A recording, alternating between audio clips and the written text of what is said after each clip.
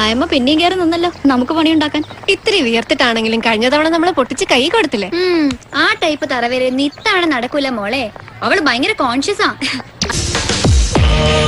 Hello hello hello, നമസ്കാരം.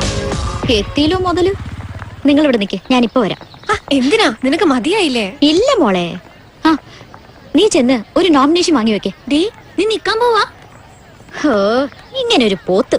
ഇവിടെ ഏത് പട്ടിക്കളിയടി എനിക്ക് വോട്ട് ചെയ്യാ? ആദ്യം പറഞ്ഞത് ചെയ്.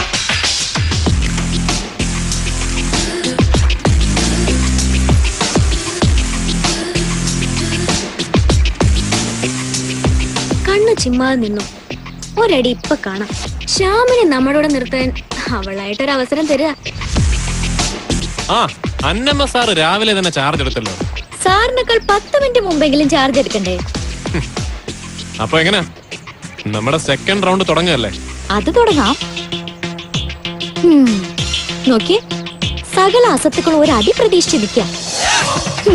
വെടിചേട്ടാ വണ്ടി.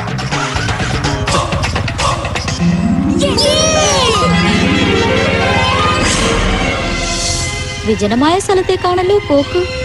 ഒന്ന് അടങ്ങിയിരിക്കണ്ട അന്നമ്മേ, നമ്മൾ ആമ്പിള്ളാരിങ്ങനെ പേടിച്ചാലെങ്ങനെ? Anyway, thank you very much ചേട്ടാ. എന്തിന്? എന്നെ ഹെൽപ്പ് ചെയ്തതിന്. ഹെൽപ്പോ? ഒരുപാട് അലവലാതി പിള്ളേർക്ക് ഇങ്ങനെ ഒരു സർപ്രൈസ് കൊടുക്കാൻ എന്നെ ഹെൽപ്പ് ചെയ്തില്ലേ, അതിന്. നീ തന്നെ ഒരു ഹിമാലയൻ സർപ്രൈസ് അല്ലേ അന്നമ്മേ? ഈശോയെ. പറ, എങ്ങനെ ഉണ്ടായിരുന്നു എന്റെ മുഖ്യ ശത്രുവിന്റെ 15 ദിവസങ്ങൾ? പരമ ബോർ.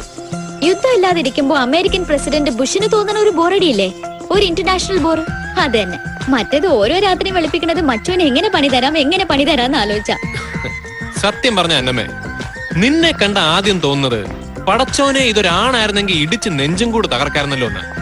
ആ പിന്നൊരു ആശ്വാസം, നീ ഒരുത്തെങ്കിലും ഉണ്ടല്ലോ ഈ ക്യാമ്പസിലൊരു നേരം പോക്കിന്. അതെ ചേട്ടാ, കാര്യങ്ങൾ ഇത്രയൊക്കെ ആയ സ്ഥിതിക്ക് ഒരു ഔപചാരിക സമാധാന ചർച്ച വേണ്ട. സ്ട്രെയിറ്റ് ആയിട്ട് നമുക്ക് സന്ധി ഒപ്പിടാം.